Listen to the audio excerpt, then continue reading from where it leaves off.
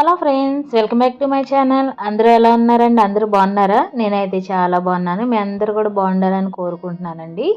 ఈరోజు అయితే నేను ఇంకొక టేస్టీ అండ్ హెల్తీ రెసిపీతో మీ ముందుకు వచ్చేసాను.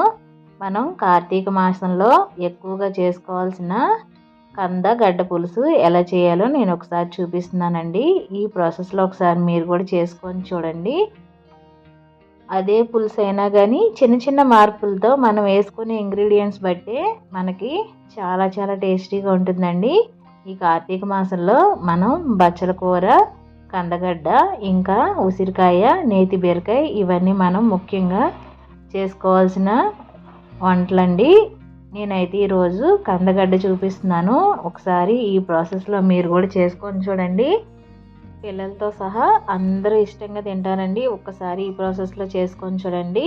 కార్తీక మాసంలో మా అత్తగారు అయితే తప్పకుండా ఈ కర్రీ అయితే వండేది.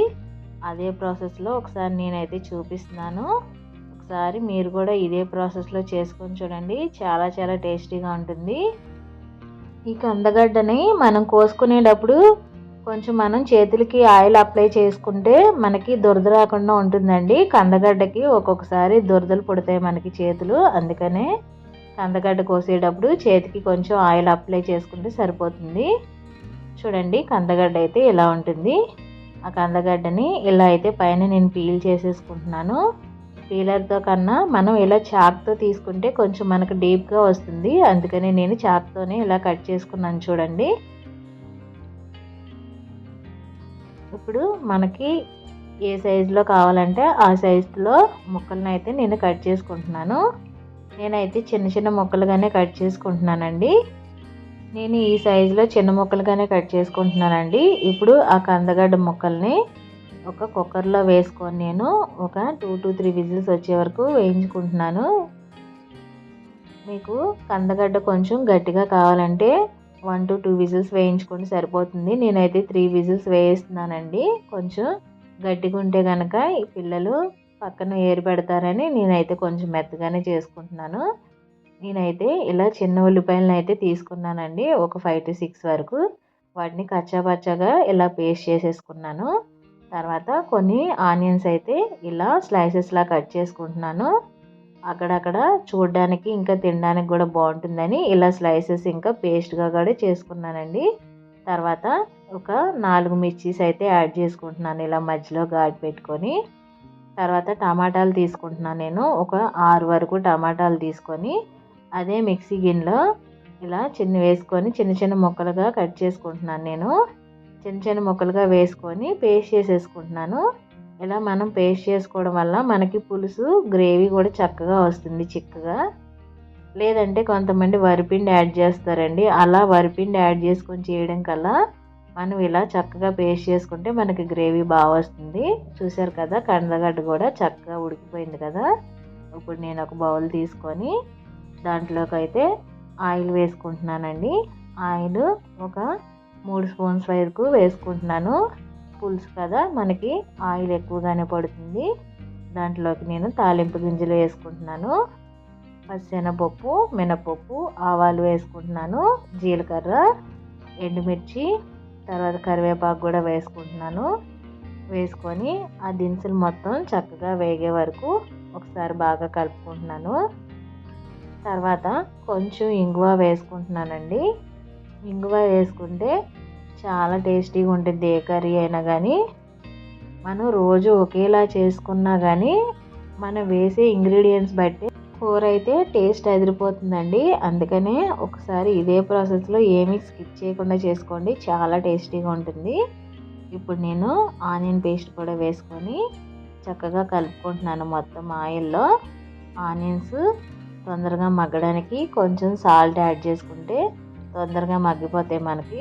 నేను క్రిస్టల్ సాల్టే వాడతానండి ఏ కర్రీలోకి అయినా కానీ. క్రిస్టల్ సాల్ట్ వాడడం వల్ల మనకి కర్రీ కూడా చాలా టేస్టీగా ఉంటుంది. క్రిస్టల్ సాల్ట్ అయితే మనకు తక్కువ పడుతుంది. సాల్ట్ అయితే ఎన్ని స్పూన్స్ వేసినా కానీ మనకి ఉప్పు సరిపోదండి మనకి కర్రీలోకి. అందుకనే క్రిస్టల్ సాల్టే వేసుకుంటే మంచిది. కొంచెం పసుపు కూడా వేసుకొని లిడ్ క్లోజ్ చేసి పెట్టుకున్నాను. ఇప్పుడు ఆ వాటర్ ఉన్నాయి కదా, ఉడికించుకున్న కందగడ్డ వాటరు, అవి ఒక గిన్నెలోకి తీసుకొని చిన్న చింతపండును అయితే నానబెట్టుకుంటున్నాను, లెమన్ సైజ్ అంత చింతపండును. ఇప్పుడు ఆనియన్స్ని ఒకసారి మూత తీసుకొని మొత్తం కలిపేసుకుందాం, అడుగు పట్టకుండా దగ్గరుండి కలుపుకోవాలి. ఇప్పుడు ఆనియన్స్ పేస్ట్ బాగా వేగిపోయిన తర్వాత నేను టమాటా పేస్ట్ అయితే వేసుకుంటున్నానండి. టమాటా పేస్ట్ కూడా వేసుకొని ఒకసారి బాగా కలుపుకుంటున్నాను. టమాటా పేస్ట్లో ఉన్న వాటర్ అంతా అబ్జర్వ్ అయిపోయే వరకు చక్కగా మనం ఉడికించుకోవాలి మూత పెట్టుకొని. ఇప్పుడు మొత్తం టమాటా పేస్ట్ కూడా ఉడికిపోయిన తర్వాత ఇప్పుడు నేను కంద అయితే యాడ్ చేసుకున్నానండి. కంద కూడా యాడ్ చేసుకొని ఒకసారి స్లోగా మిక్స్ చేసుకుందాం, లేకపోతే మొక్కలు మొత్తం చిరిగిపోతాయి, అందుకని స్లోగా మిక్స్ చేసుకుందాం.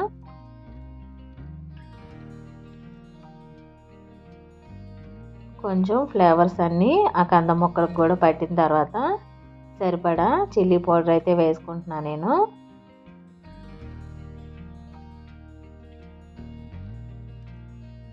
చూసారు కదా, పులుసు కాబట్టి మనకి కొంచెం కారం ఎక్కువగానే పడుతుందండి.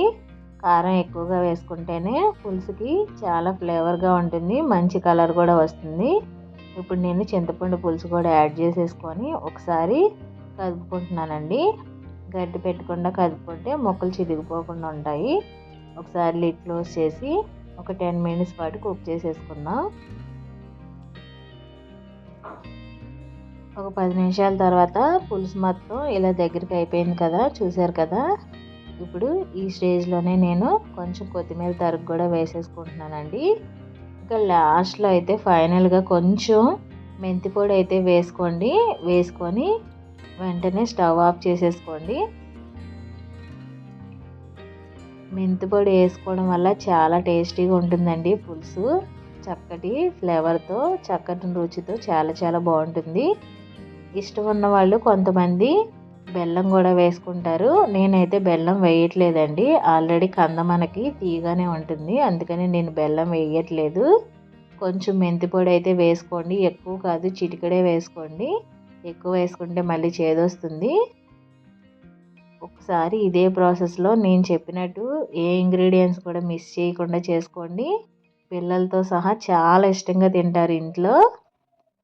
సేమ్ ఇదే ప్రాసెస్లో ఇదే ఇంగ్రీడియంట్స్తో మీరు కూడా చేసుకొని ఒకసారి చూడండి, చాలా చాలా టేస్టీగా ఉందని మీరే అంటారు. ఒకసారి మీరు కూడా ఈ కర్రీ ఈ కార్తీక మాసంలో ట్రై చేసి ఒకసారి నాకు కామెంట్ చేసి చెప్పేయండి ఎలా కుదిరిందో. వీడియో నచ్చితే please like, share, subscribe. Thanks for watching. Bye bye.